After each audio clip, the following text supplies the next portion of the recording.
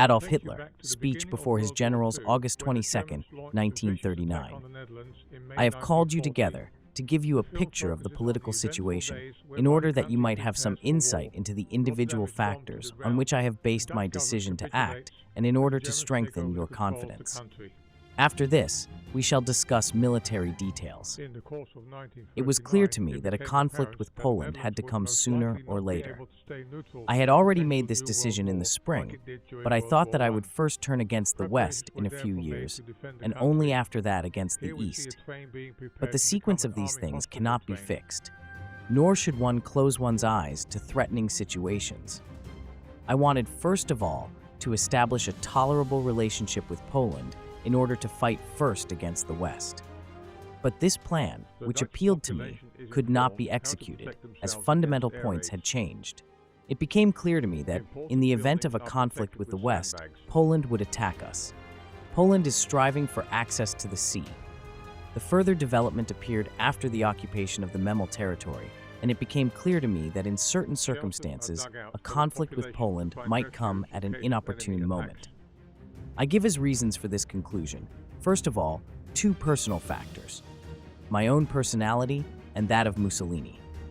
Essentially, all depends on me, on my existence, because of my political talents. Furthermore, the fact that probably no one will ever again have the confidence of the whole German people as I have.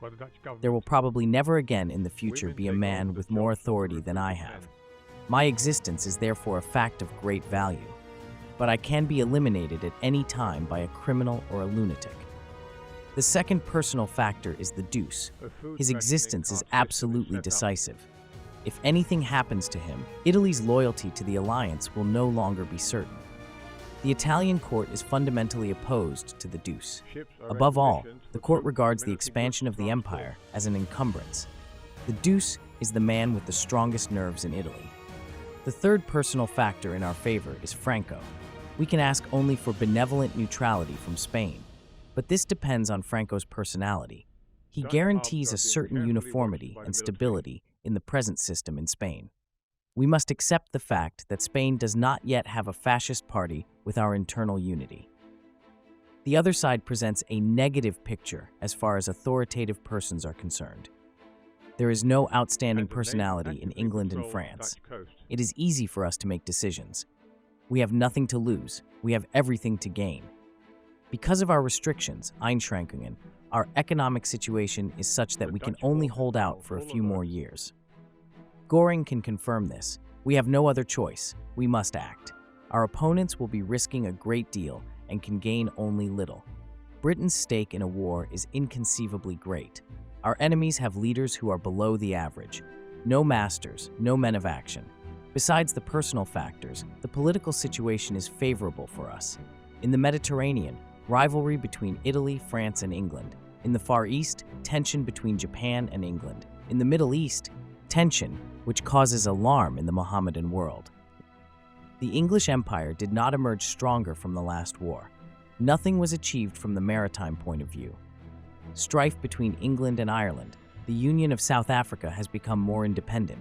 Concessions have had to be made to India. England is in the utmost peril. Unhealthy industrialization. A British statesman can only view the future with concern. France's position has also deteriorated, above all in the Mediterranean. Further factors in our favor are these. Since Albania, there has been a balance of power in the Balkans.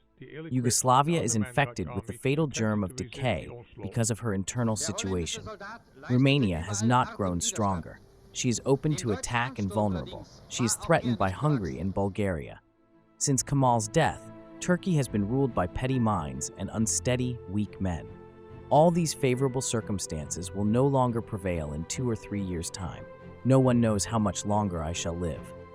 Therefore, it is better a conflict now. The creation of Greater Germany was a great achievement politically, but militarily it was doubtful since it was achieved by bluff on the part of the political leaders. It is necessary to test the military machine, if at all possible, not in a general reckoning, but by the accomplishment of individual tasks. The relationship with Poland has become unbearable. My Polish policy hitherto was contrary to the views of the people. My proposals to Poland, Danzig and the corridor, were frustrated by England's intervention. Poland changed her tone towards us. A permanent state of tension is intolerable. The power of initiative cannot be allowed to pass to others. The present moment is more favorable than in 2 or 3 years' time. An attempt on my life or Mussolini's could change the situation to our disadvantage. One cannot forever face one another with rifles cocked. One compromise solution suggested to us was that we should change our convictions and make kind gestures. They talked to us again in the language of Versailles. There was a danger of losing prestige. Now the probability is still great that the West will not intervene. We must take the risk with ruthless determination. The politician must take a risk just as much as the general. We are faced with the harsh alternatives of striking or certain annihilation sooner or later. Reference to previous hazardous undertakings. I should have been stoned if I had not been proven right. The most dangerous step was the entry into the neutral zone. Only a week before, I got a warning from France. I have always taken a great risk in the conviction that it would succeed. Now it is also a great risk. Iron nerves, iron resolution. The following special reasons fortify me in my view. England and France have undertaken obligations which neither is in a position to fulfill. There is no real rearmament in England, but only propaganda. A great deal of harm was done by many Germans who were not in agreement with me, saying and writing to English people after the solution of the Czech question. The Führer succeeded because you lost your nerve because you capitulated too soon. This explains the present propaganda war. The English speak of a war of nerves. One factor in this war of nerves is to boost the increase of armaments. But what are the real facts about British rearmament? The naval construction program for 1938 has not yet been completed. Only the reserve fleet has been mobilized. Purchase of trawlers. No substantial strengthening of the Navy before 1941 or 1942. Little has been done on land. England will be able to send at most 3 divisions to the continent. A little has been done for the Air Force, but only a beginning. Anti-aircraft defense is in its initial stages. At the moment, England has only 150 anti-aircraft guns. The new anti-aircraft gun has been ordered. It will take a long time before sufficient numbers have been produced. There is a shortage of anti-aircraft warning devices. England is still vulnerable from the air. This can change in 2 or 3 years. At the moment, the English Air Force has only 130,000 men, France 72,000, and Poland 15,000. England does not want the conflict to break out for 2 or 3 years. The following is typical for England. Poland wanted a loan from England for her rearmament. England, however, only granted credits in order to make sure that Poland bought in England, although England could not make deliveries. This suggests that England does not really want to support Poland. She is not risking £8 million in Poland, although she poured $500 million into China. England's position in the world is too precarious. She will not take any risks. France is short of men. Little has been done for rearmament. The artillery is obsolete. France did not want to embark on this adventure. The West has only 2 possibilities for fighting against us. First, blockade. It will not be effective because of our autarky and because we have sources of supply in Eastern Europe. Second, attack in the West from the Maginot Line. I consider this impossible. Another possibility would be the violation of Dutch, Belgian, and Swiss neutrality. I have no doubt that all these states, as well as Scandinavia, will defend their neutrality with all available means. England and France will not violate the neutrality of these countries. Thus, in actual fact, England cannot help Poland. There still remains an attack on Italy. Military intervention is out of the question. No one is counting on a long war.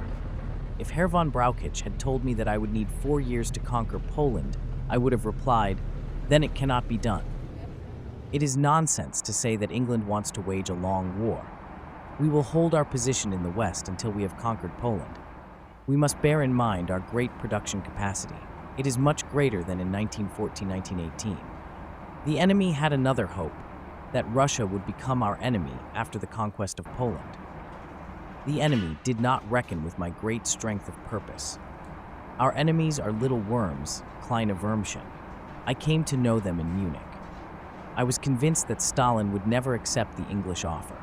Russia has no interest in preserving Poland, and Stalin knows that it would mean the end of his regime, no matter whether his soldiers emerged from war victorious or vanquished. Litvinov's replacement was decisive. I brought about the change towards Russia gradually. In connection with the commercial treaty, we got into political conversations. Proposal for a non-aggression pact. Then came a comprehensive proposal from Russia. 4 days ago, I took a special step, which led to Russia replying yesterday that she is prepared to sign. Personal contact with Stalin is established. The day after tomorrow, von Ribbentrop will conclude the treaty. Now Poland is in the position in which I wanted her. We need not be afraid of a blockade. The East will supply us with grain, cattle, coal, lead, and zinc. It is a mighty aim which demands great efforts. I am only afraid that at the last moment some Kerr, Schweinehund, or others will yet submit to me a plan for mediation. The political objective goes further. A start has been made on the destruction of England's hegemony. The way will be open for the soldiers after I have made the political preparations. Today's announcement of the non-aggression pact with Russia came as a bombshell. The consequences cannot be foreseen. Stalin also said that this course would benefit both countries. The effect on Poland will be tremendous. Thank you for watching, and if you could like, subscribe, and hit the notification bell,